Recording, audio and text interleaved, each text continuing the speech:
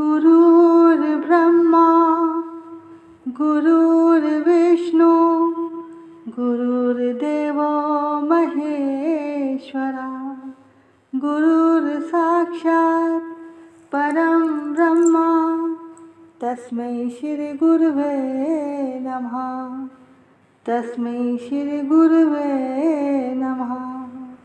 नारायणं नमस्कृत्य नरं चैव नरोत्तमं देवीं सरस्वतीं व्यासं ततो जयमुदीरये। वक्रतुंड महाकाय सूर्यकोटि संप्रभा निर्विघ्नं कुरु मे देव सर्वकार्येषु सर्वदा।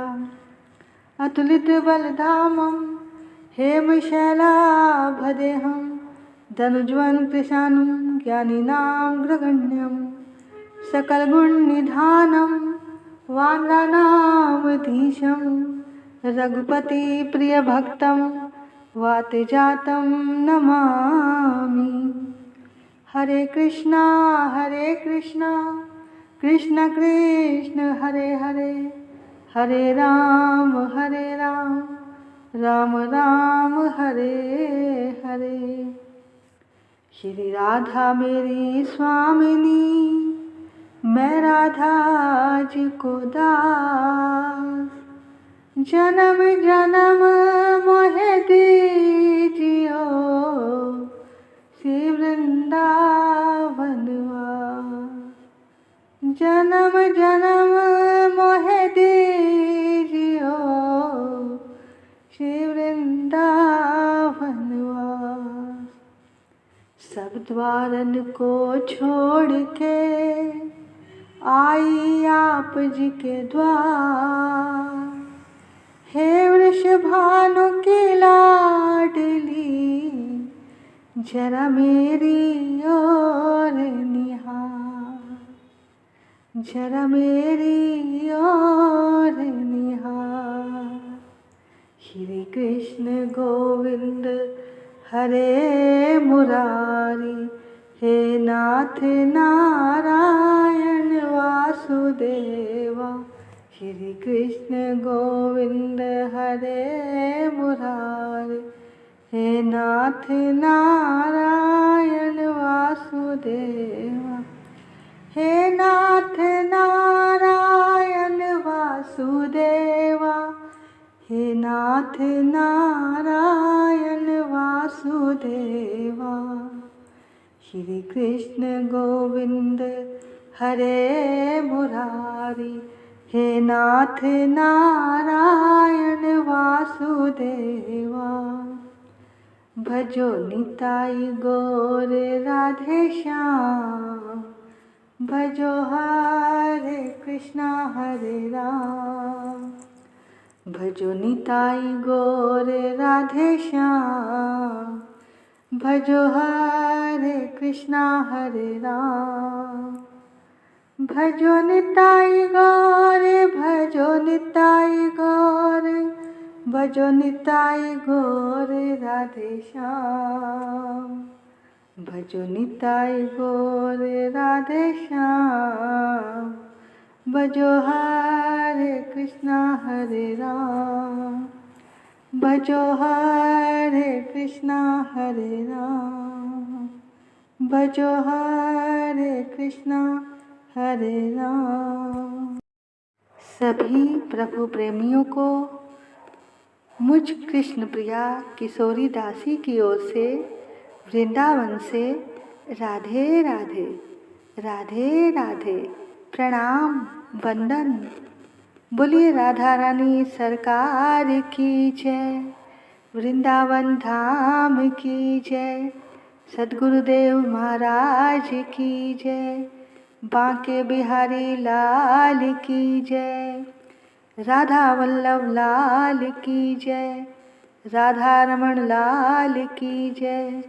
चराचर में बसने वाले परमात्मा की जय। दिव्य कार्तिक मास की जय। प्रभु प्रेम देने वाले मास की जय। जय जय श्री राधे। जय जय श्री राधे। जय जय श्री राधे निताई गौर हरि बोल।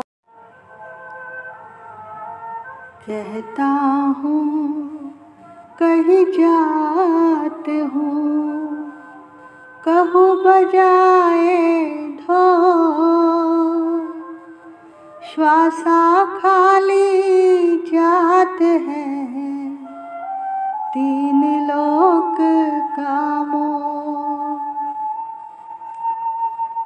संसारी मनुष्य को सचेत करते हुए कबीरदास जी कहते हैं कि ढोल पीट पीट कर कहता हूँ कि प्रभु के सुमिरन के बिना प्रत्येक श्वास खाली जा रही है।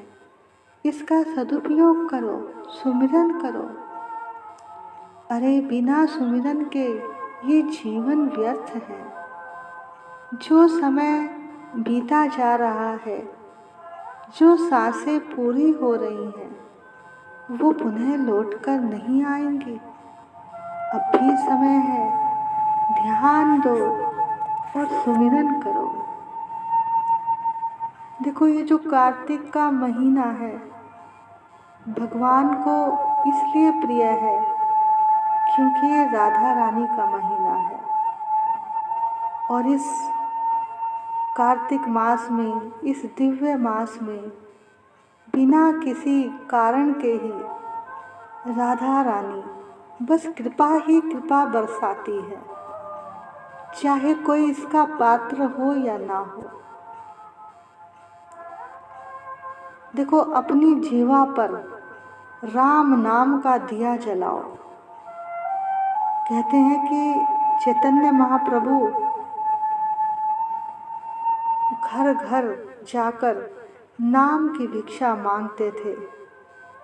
हर घर में जाकर वो यही कहते थे कि मैया एक बार हरि बोल दो, बस एक बार मेरी झोली में हरि नाम डाल दो, बस एक बार हरि बोल दो। तो भैया, इस महीने जो भी कर्म आप करोगे, जो भी शुभ कर्म करोगे, उससे आपको अक्षय फल की प्राप्ति होगी। अगर आप मंदिर में परिक्रमा भी लगाते हो तो कहते हैं कि हर कदम पर अश्वमेध यज्ञों का फल मिलता है इस महीने परिक्रमा लगाने से।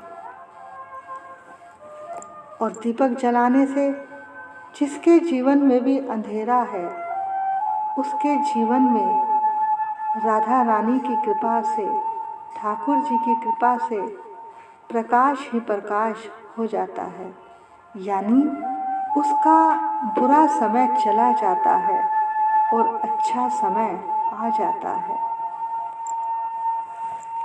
देखो, जिन्होंने भी ये पूरे महीने की अब तक की कथाएं नहीं सुनी जो चल रही हैं, तो वो भक्त पिछली ऑडियो ज़रूर सुने।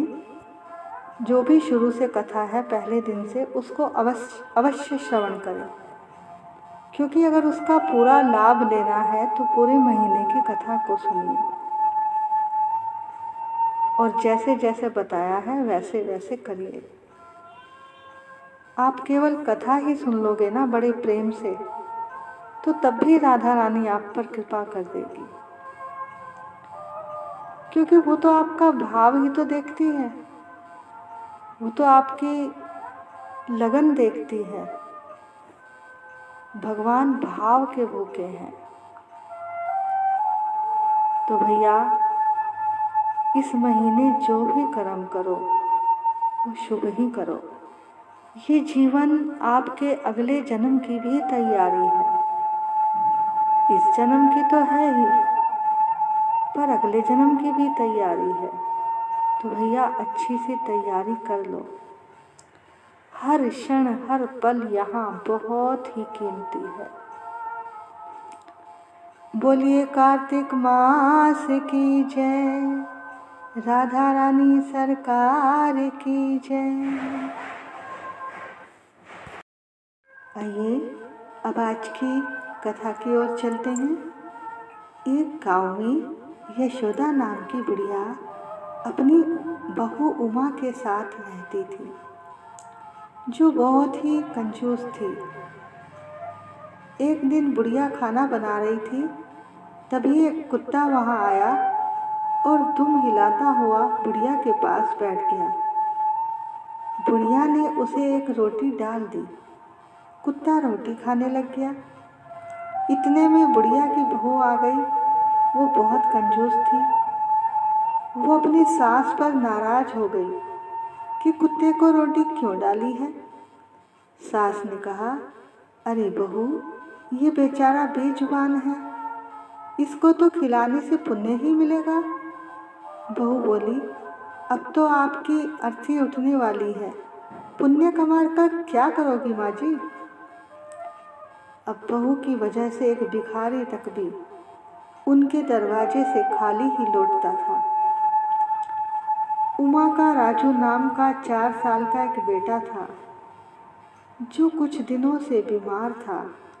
उसकी बीमारी ठीक नहीं हो रही थी। उसकी माँ ने राजू से पूछा कि बेटा, क्या खाओगे? मैं तुम्हारी पसंद का भोजन बना देती हूँ। बहू ने स्वादिष्ट भोजन बनाया, पर राजू ने कुछ नहीं खाया। बहू इस पर भी चिंतित थी कि लड़का कैसे ठीक होगा। उमा हर रोज राम जी के मंदिर में जाकर पूजा करती और केवल 1 पैसा दान करती थी। एक दिन पुजारी जी बोले कि चढ़ाने के लिए तो 1 पैसा लाई हो और मांगने को इतना कुछ मांगती हो। तब बहू बोली, पुजारी जी, राम जी तो कुछ खाते नहीं हैं, बस आप ही सब कुछ खा लोगे क्या? पुजारी इसकी बातों से हैरान थे। अब इधर जब बहू गुस्से में घर आई तो देखा कि उसकी सास कबूतरों को दाना डाल रही है। बहू बोली, ऐसे ऐसे काम करोगी तो मैं तुम्हें घर से बाहर निकाल दूंगी। सास को बहुत दुख हुआ और वो रोते रोते भगवान से प्रार्थना करने लगी कि हे प्रभु, मेरी बहू को सद्बुद्धि दो और दया दो। वो इतनी कंजूस क्यों है? थोड़ी देर में उनके दरवाजे के बाहर एक अंधा भिखारी भीख मांगने आ गया। यशोदा देवी ने बहू से कहा कि एक अंधा भिखारी भीख मांग रहा है, कुछ पैसे दे दो। तब बहू ने कहा कि देखो, मैं इतनी गर्मी में खाना पका रही हूँ, आप बार बार पैसे मांगती जाती हो। यहाँ से चली जाओ और उस भिखारी को भी वापस भेज दो। अब वो तो बेचारा अंधा है। यशोदा देवी भिखारी को कहती है कि बेटा, माफ़ करना, मेरे पास तुम्हें देने के लिए कुछ भी नहीं है। अंदर आकर यशोदा देवी ने फिर राम जी से फिर से प्रार्थना की कि हे राम जी, मेरी बहू को सद्बुद्धि दो। तभी रात को बहू अपने कमरे में जब सो रही थी तो उसके सपने में राम जी आ गए। वो उनसे रुपए पैसे मांगने लगी सपने में भी। राम जी ने कहा, तुम जो मांगोगी मैं वो ही दूंगा, पर तुम्हें भी मेरा कहना मानना होगा। बहू ने कहा, राम जी, मैं वही करूंगी जो आप कहोगे। राम जी बोले, कल तुम्हारे यहाँ जो भी भिखारी आएगा सबको दान देकर विदा करना। अब जब सुबह हुई तो बहू ने रात के सपने की बात अपनी सास को बताई। यशोदा देवी बोली, राम जी ने तो बहुत अच्छी बात कही है। अब अगली सुबह उमा उठी और बाहर जाकर खड़ी हो गई। तभी बाहर एक भिखारन आई, बोली कि मुझे कुछ पैसे दे दो। उमा ने उसे कहा, मैं अभी पैसे लाती हूँ, और कुछ पैसे लाकर देकर विदा कर दिया। तभी एक और भिखारी खड़ा हो गया आकर। उमा ने उसे भी कुछ पैसे दे दिए। फिर तीसरा भी आ खड़ा, वो भी पैसे लेकर अभी लौटी थी तो दूसरा आ गया। इस तरह से भिखारियों की लाइन लगी। आज हड़ताल है, लोग घर से बाहर नहीं निकलते, पर यहाँ तो एक से बढ़कर एक आ रहे हैं। वह सबको 1-1 रुपया देकर जाती है। अब आगे घर में गई तो दूसरी ओर भी भिखारियों की लाइन लगी पड़ी है। उसने उनको भी पैसे दे दिए। धीरे धीरे करके उसके सारे पैसे खत्म हो गए। तो उसने भोजन देना शुरू कर दिया। अब धीरे धीरे भोजन भी खत्म हो गया। तब उमा सास के पास जाकर अपना दुखड़ा रोती है, मगर भिखारी आते ही जा रहे हैं। तभी एकदम राम जी प्रकट हो जाते हैं और दर्शन देकर कहते हैं कि पुत्री, मैं तो तुम्हारी परीक्षा ले रहा था, तुम पास हो गई हो, तुम्हारा सारा धन वापस मिल जाएगा और तुम्हारा बेटा भी ठीक हो जाएगा। ये कहकर भगवान राम अंतर्ध्यान हो गए। उमा को सारा धन वापस मिल गया और अब वो कंजूसी छोड़कर दान पुण्य करने लगी। अब उसका बेटा भी ठीक हो गया। तब उसकी सास बहुत खुश हुई कि हे कार्तिक महाराज, जैसे यशोदा देवी की बहू को सद्बुद्धि बख्शी है और उनके घर में सुख शांति दी है, ऐसे सबको देना। बोलो कार्तिक मास की जय। सियापति रामचंद्र महाराज की जय। जय जय श्री राधे, जय जय श्री राधे। आइए अब कार्तिक मास के महात्म की ओर चलते हैं। देखो, कल हमने आपको राधा दामोदर मंदिर की महिमा सुनाई थी। आज इसमें कार्तिक महात्म में राधा कुंड की महिमा का वर्णन है, जो हम आपको बड़े विस्तार से अच्छे तरीके से सुनाएंगे कि राधा कुंड क्या है। सूत जी ने ऋषियों से कहा कि कार्तिक शुक्ल अष्टमी से ही भगवान कृष्ण ने गाय चरानी शुरू कर दी थी, इसलिए इस अष्टमी को गोपाष्टमी भी कहा जाता है। सब मनोकामनाओं की पूर्ति के लिए इस दिन गौ माता को पहले तिलक लगाकर पूजा करनी चाहिए, फिर भरपेट चारा खिलाकर गौ माता की परिक्रमा लगानी चाहिए। भगवान कृष्ण की प्रिया राधा रानी के नाम से राधा कुंड में स्नान करके जो भी भगवान कृष्ण की पूजा करता है, उसके जीवन के सारे पाप ताप नष्ट हो जाते हैं।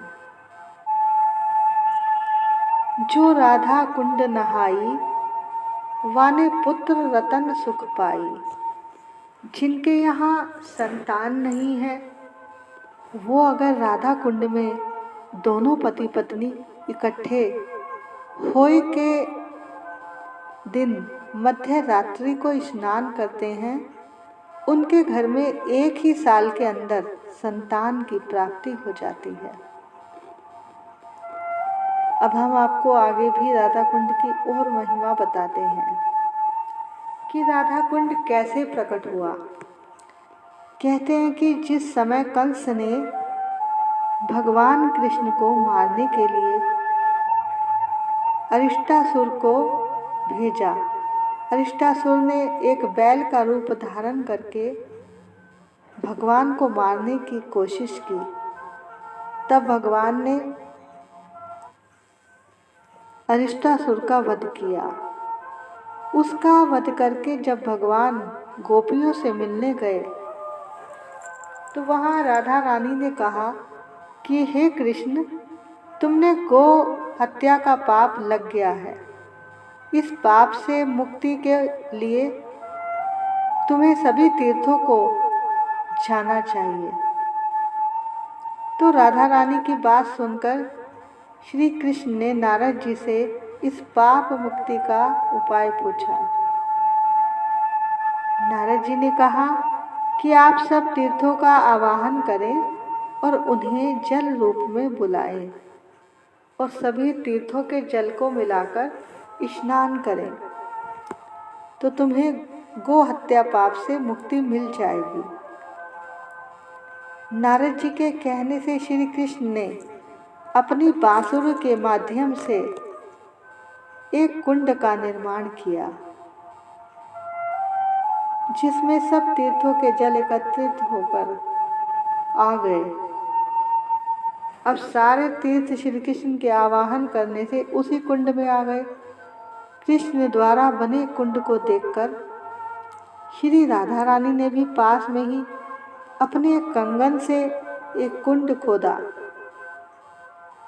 जब कृष्ण ने उनके कुंड को देखा तो उनके कुंड में प्रतिदिन स्नान करने और उनके द्वारा बनाए कुंड से भी ज़्यादा प्रसिद्ध होने का वरदान दे दिया। राधा रानी के द्वारा बनाए गए कुंड का नाम राधा कुंड है और कृष्ण के बनाए हुए कुंड का नाम श्याम कुंड पड़ा। कहते हैं अहोई अष्टमी वाले दिन ही ये घटना घटी थी। तो अहोई अष्टमी के दिन मध्य रात्रि में जो भी स्नान करते हैं उनकी सब मनोकामनाएं पूर्ण होती हैं। राधा रानी उस जीव को अपनी भक्ति प्रदान करती हैं और कहते हैं कि कोई बड़े से बड़ा पापी भी कभी भी इसमें स्नान कर लेता है तो वो सब पापों से मुक्त हो जाता है। यहाँ हर साल हजारों लाखों भक्त स्नान करने के लिए आते हैं। राधा कुंड और श्याम कुंड की अपनी अलग अलग महिमा है, विशेषता है।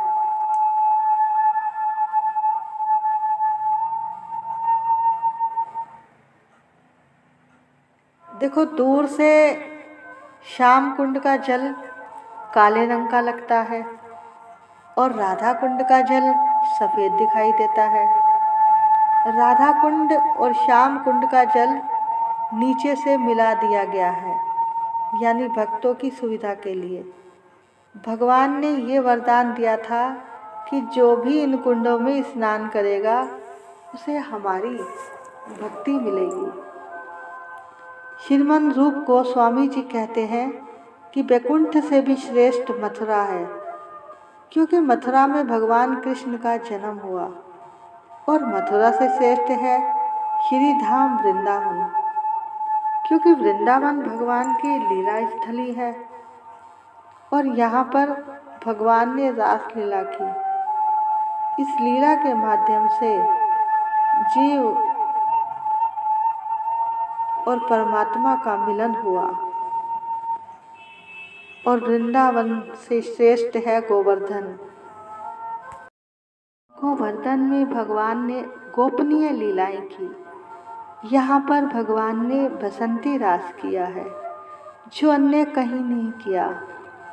और गोवर्धन से श्रेष्ठ है राधा कुंड, जो कि उस प्रेम को दान कर सकता है। राधा कुंड साक्षात राधा रानी का ही स्वरूप है। श्री राधा कुंड में स्नान करना समझ लो उनके प्रेम रूपी सरोवर में स्नान करना है। ये राधा कुंड ही हमें राधा रानी के प्रेम को दान कर सकता है। जैसे सारी गोपियों में ये राधा रानी भगवान को प्रिय है, उसी तरह से राधा कुंड भी श्री कृष्ण को सबसे ज़्यादा प्रिय है। हमारे यहाँ वृंदावन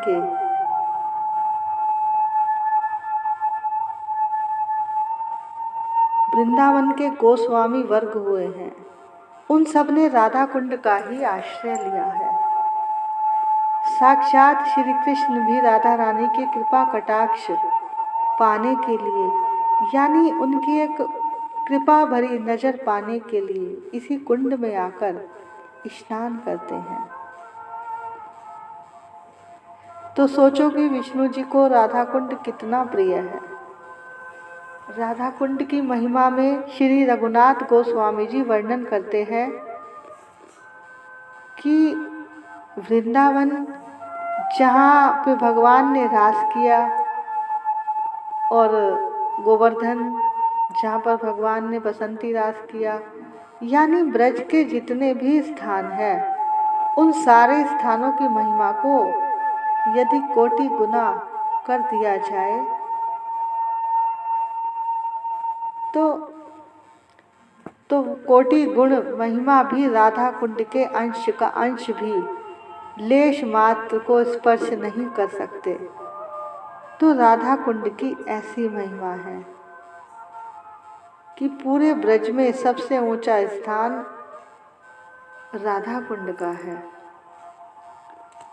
हम राधा कुंड में राधा रानी से प्रार्थना करते हैं कि हे राधा रानी,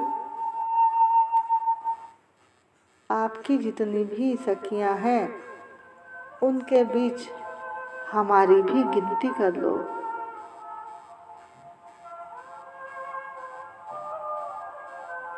तो भैया ये थी राधा कुंड की महिमा।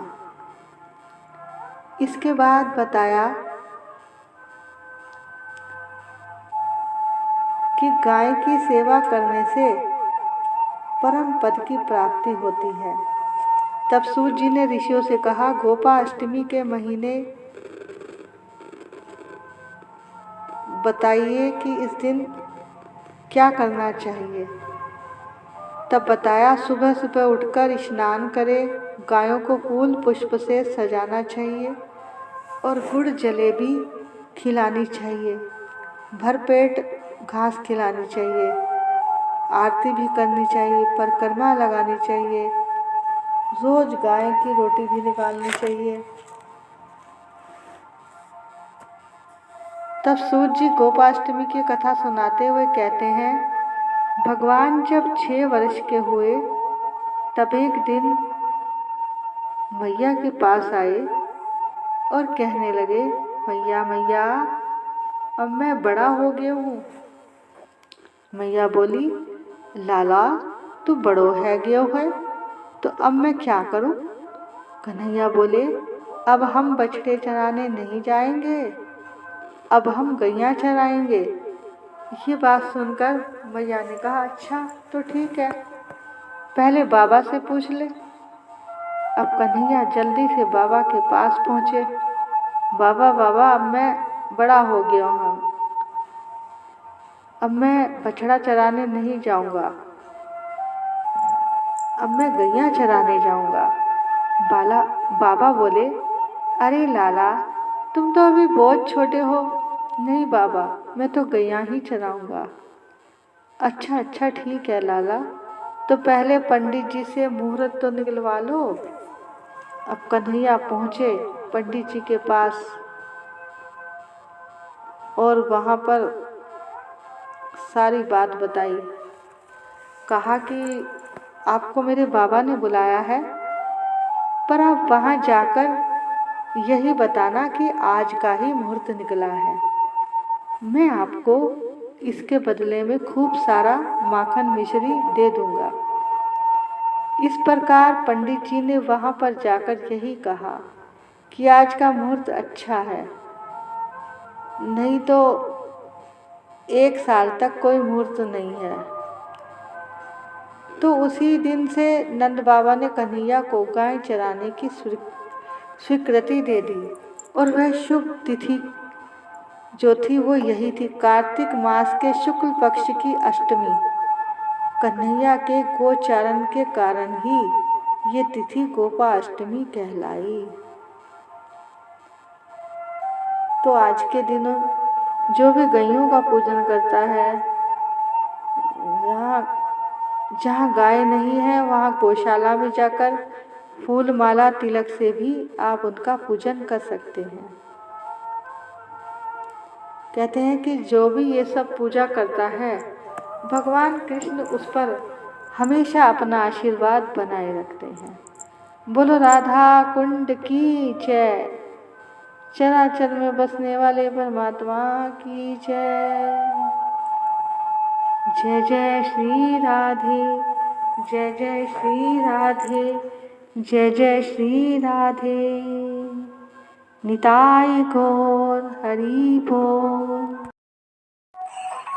ओ मुझे मिल गए चारों धाम, किशोरी तेरे चरणन में, किशोरी तेरे चरणन में।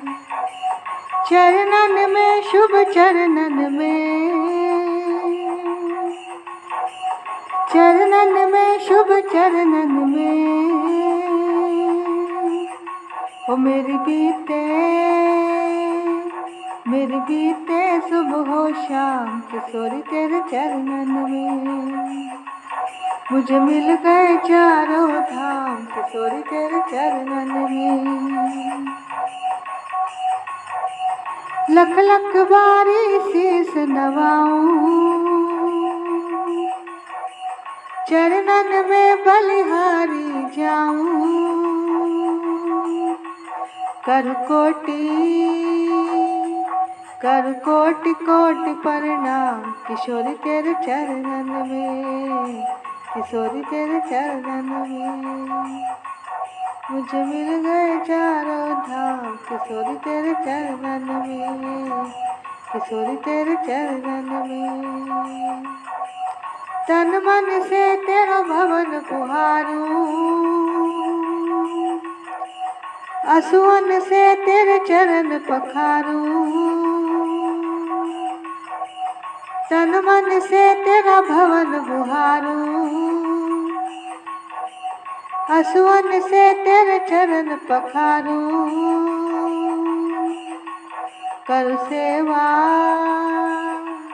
कर सेवा मैं निष्काम किशोरी तेरे चरणन में किशोरी तेरे चरणन में धाम छोड़ कर कहीं न जाऊं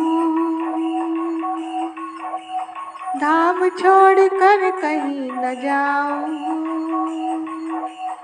उम्र तेरे चरणों में बिताऊं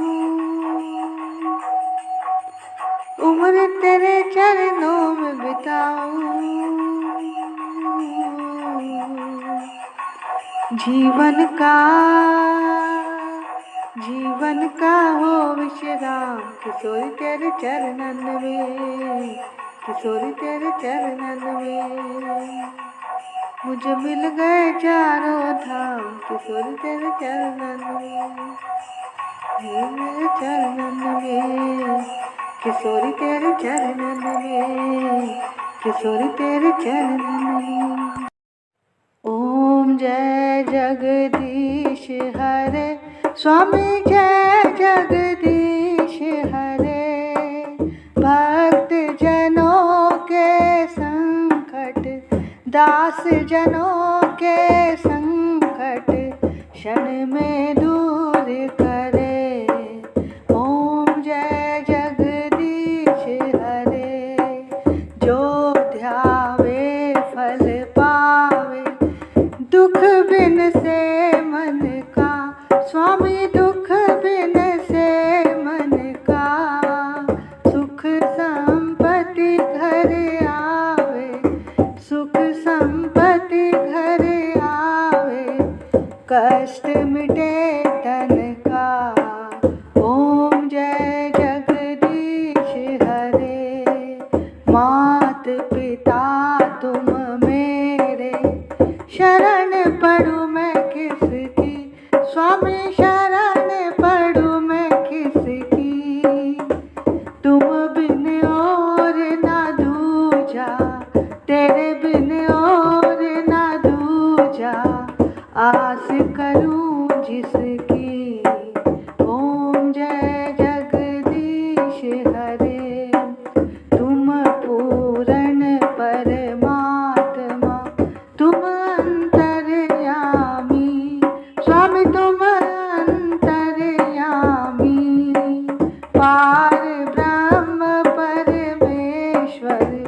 पार ब्रह्म परमेश्वर तुम सबके स्वामी ओम जय जगदीश हरे तुम करुणा के सागर तुम पालन करता स्वामी तुम पालन करता मैं मूर्ख खल कामी मैं मूर्ख तुम स्वामी कृपा करो भरता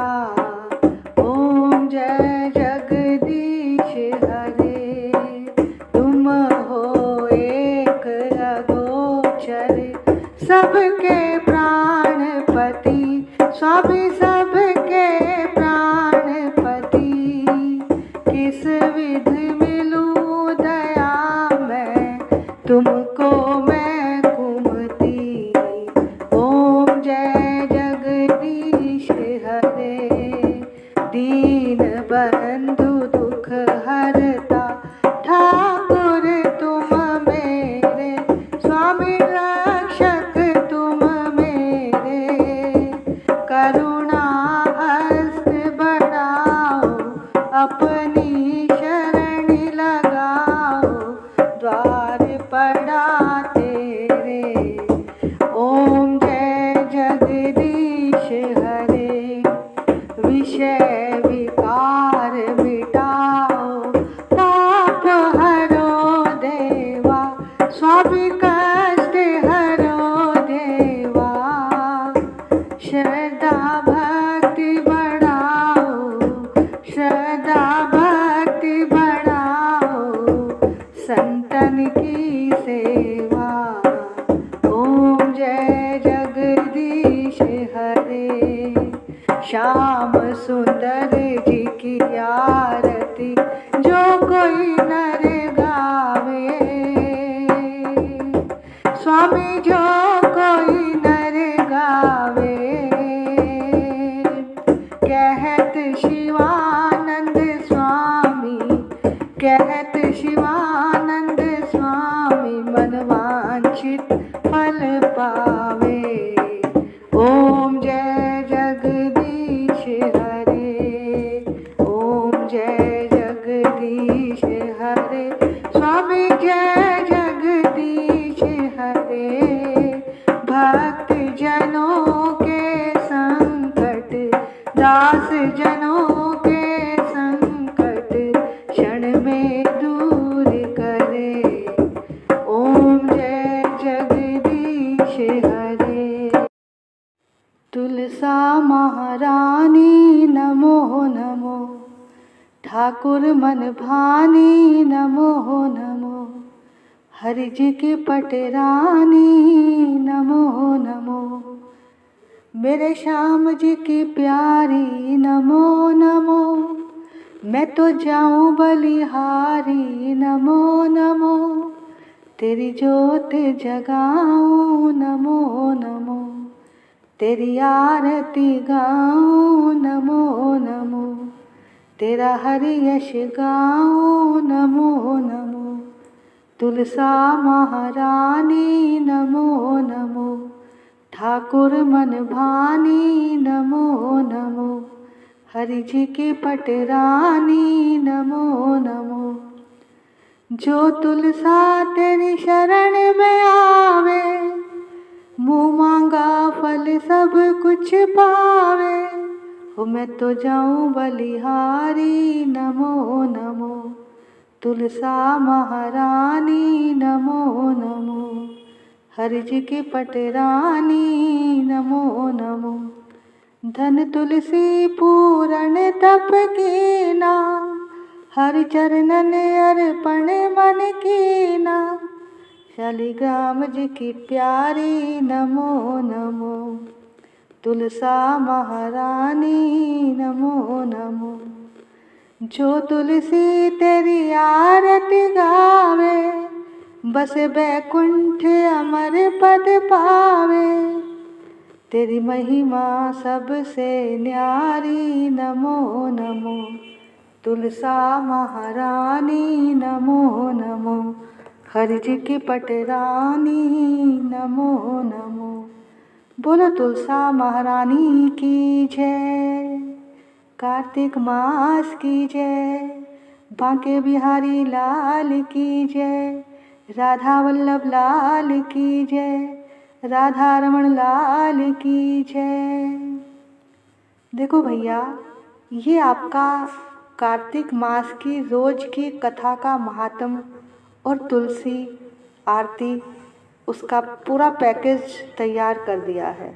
बस आपको रोज़ सुबह ब्रह्म मुहूर्त में उठना है, उठकर स्नान करना है और इस कथा को बड़े ही प्रेम से और भाव से सुनना है। इसके बाद तुलसी जी की पूजा और आरती करनी है। और जैसा कि यहाँ कथा के बाद सब कुछ दे रखा है आपकी सुविधा के लिए, और बस आपने करना क्या है, आपका क्या व्रत और नियम है, आप बस प्रेम से इस कथा को सुनना, बैठकर आराम से सुबह ब्रह्म मुहूर्त में, और उसके बाद अपनी आरती की थाली सजाकर बैठना। और जब इसमें आरती बोली जाए तो आप भी पहले ठाकुर जी की आरती करना और उसके बाद तुलसी जी की पूजा और आरती करना। इससे आपकी सारी पूजा पूर्ण हो जाएगी। जय जय श्री राधे, जय जय श्री राधे, जय जय श्री राधे, निताई गौर हरि बोल। राधे राधे, राधे राधे, राधे राधे।